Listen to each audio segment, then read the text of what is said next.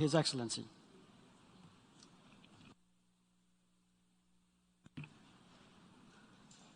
I now give the floor to Her Excellency Reem Ebrahim Al-Hashimy, Minister of State for International Cooperation of the United Arab Emirates.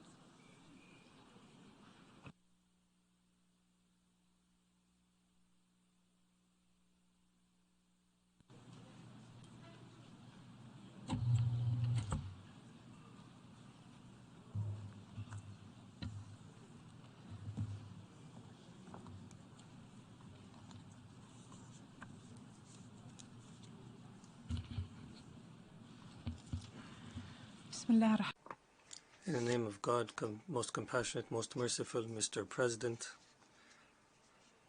I would like to thank His Excellency Abdullah Shahid for his exemplary leadership of the previous session. I would also like to congratulate His Excellency Kasaba Qureshi on assuming the presidency of this session and wish him all the success in his role.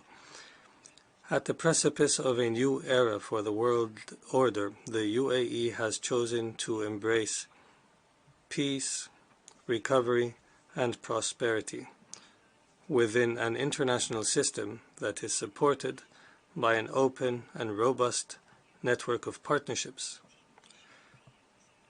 Through this framework, we will launch new pathways for cooperation in fields of economics, sustainable development, advanced technology, and scientific research.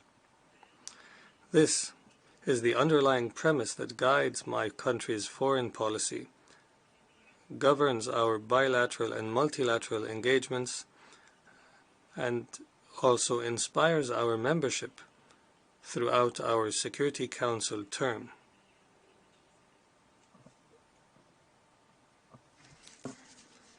However, we are well aware of the magnitude of the daunting challenges before us today, as well as the increasing level of polarization that looms over the entire international system. This is a clear result of crises increasing in number and frequency, in addition to the emergence of new epicenters of conflict and a dangerous escalation in the activities of armed groups, all while people around the world are suffering immensely from food and climate crises. These challenges not only threaten the gains by humanity, but also severely impact poor and developing countries and their ability to meet the needs of their people. These issues call into question the effectiveness of the current world order. However, it is this very system, built on the ruins of the Second World War, that has significantly contributed to strengthened international security and stability. What we need today is to restore confidence in this existing international system and the legitimacy of its institutions.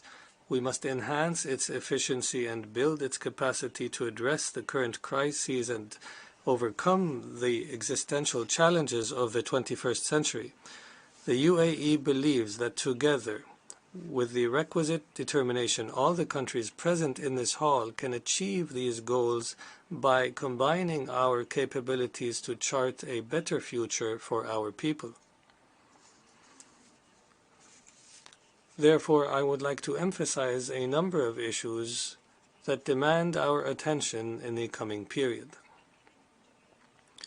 Recent developments underscore the need to respect international law, in particular the United Nations Charter.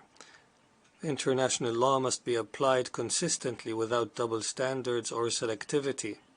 This is the imperative for stability and security in our international order, an order based on respect for sovereignty, independence, and territorial integrity of states. In this context, we renew our demand for an end to Iran's occupation of the 3 UAE islands, the Greater and Lesser Tums and Abu Musa. The UAE's sovereignty over which is proven by history and international law. We emphasize that despite UAE's sincere calls to peacefully resolve this conflict over the past 5 decades, Iran has not responded. but we will never relent in voicing our legitimate claim over these islands, whether through direct negotiations or through the International Court of Justice. We must spare no effort to overcome the fatigue that has become increasingly characteristic of the current international approach to addressing crises. We need to progress towards more permanent, comprehensive, and fair solutions to the escalating armed conflicts around the world and to address the repercussions of this instability within the current world order. We must therefore embrace innovative solutions to enhance the effectiveness of the international system and empower countries and regions emerging from conflict to actively contribute to solving the most pressing challenges of this era. For decades, the Arab world and Africa have been hit the hardest by crises. As a direct result, we have learned difficult yet critical lessons. We must prioritize diplomatic solutions, dialogue, and de-escalation in order to settle tensions, prevent conflicts from emerging, and combat extremist ideologies.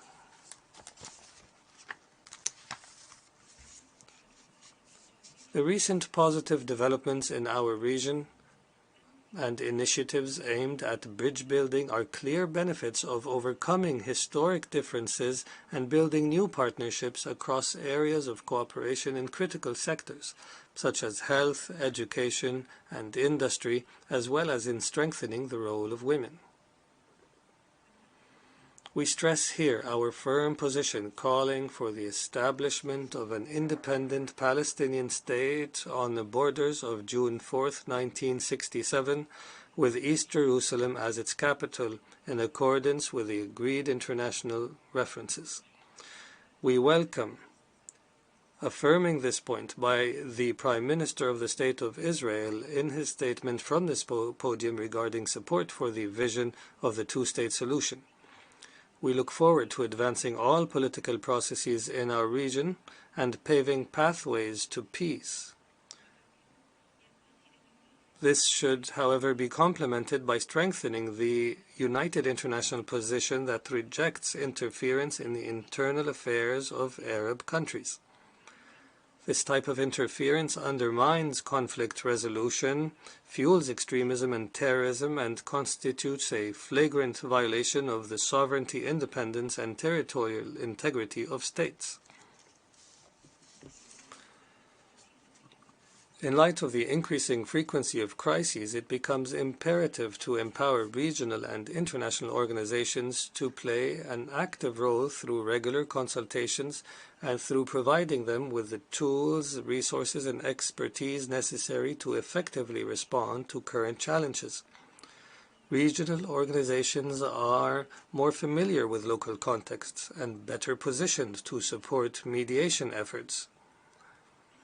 We have seen this repeatedly, including through the efforts of the African Union, whose initiatives we applaud and support. As we all know, the maintenance of international peace and security requires a world free of weapons of mass destruction, in particular in the Middle East and in the Korean Peninsula. It also necessitates promoting dialogue to reduce tension and to address regional and international concerns in this regard. Indeed, it is not possible to speak of a secure and stable international order in the absence of a firm international position rejecting terrorism in all its forms and manifestations and committed to hold the perpetrators and financiers of terrorism accountable.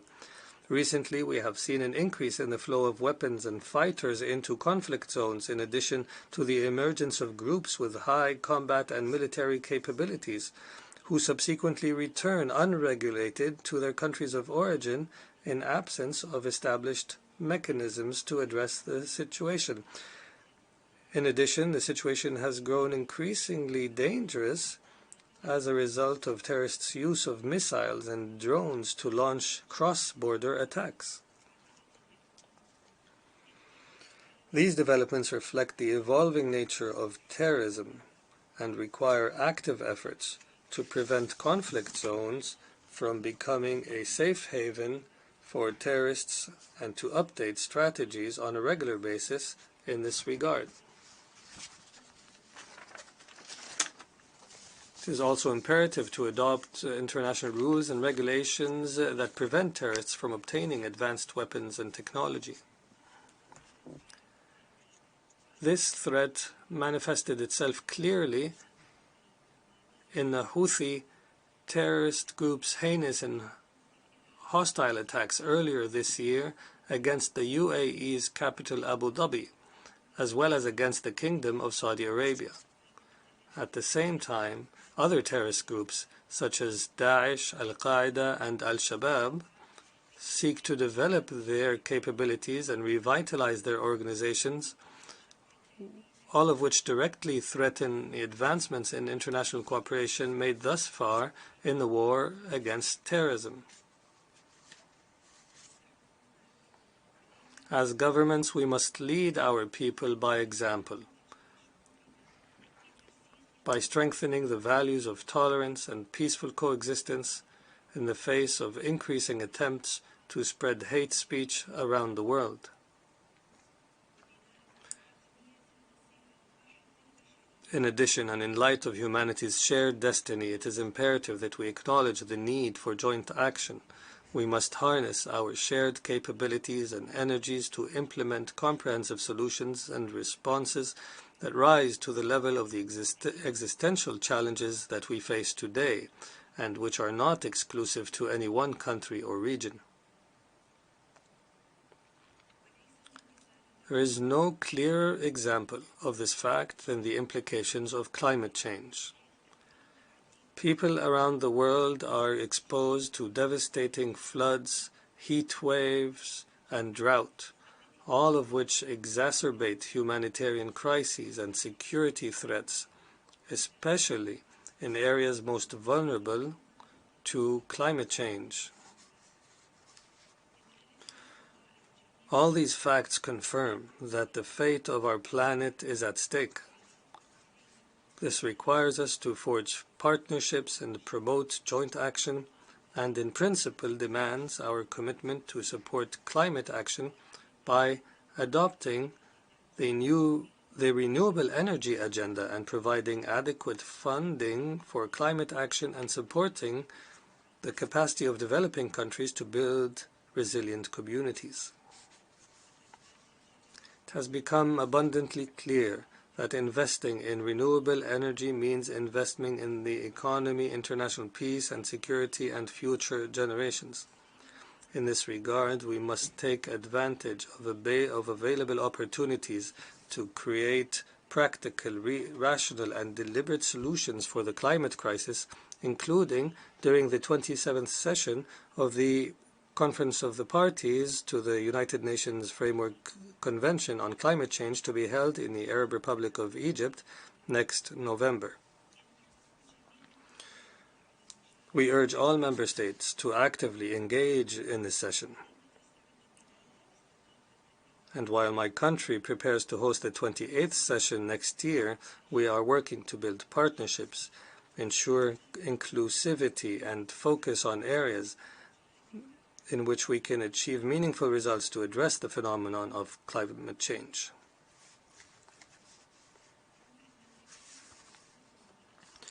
Furthermore, focusing on climate change will relieve the food crisis around the world. The Agricultural Innovation Initiative, launched by the UAE in cooperation with the United States, aims to improve food production and reduce hunger levels around the world.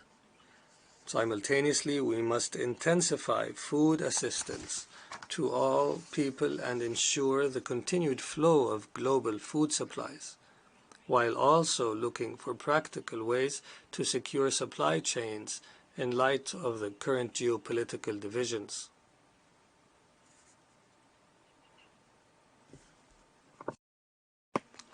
Despite the gravity of the current challenges and the need to address them urgently, we must not disregard the importance of foresight to ensure long-term stability and prosperity.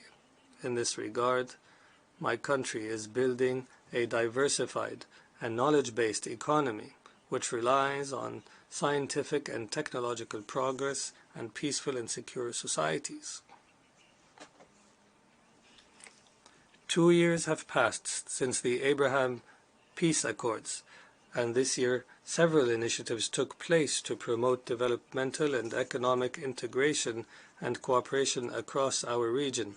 We have witnessed the rise of a community for progress in the Middle East, which will reinforce joint cooperation around the most pressing global priorities.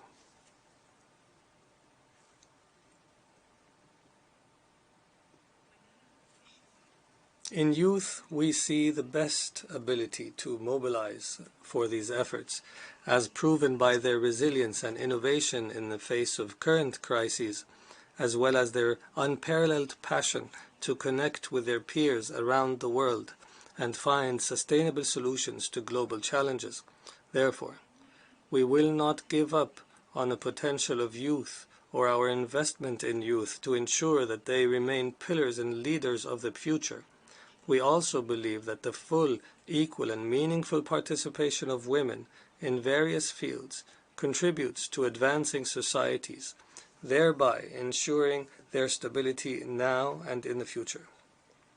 In conclusion, the UAE reiterates that it will continue its approach to humanitarian, diplomatic, and development support for all people affected by crises and disasters, regardless of their religion, ethnicity, political affiliation, or culture.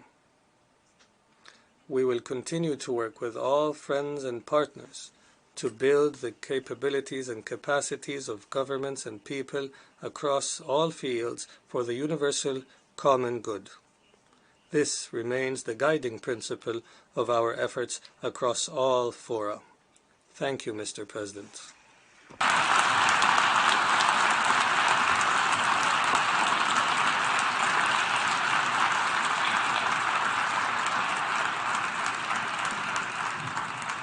I thank the Minister of State for International Cooperation of the United Arab Emirates.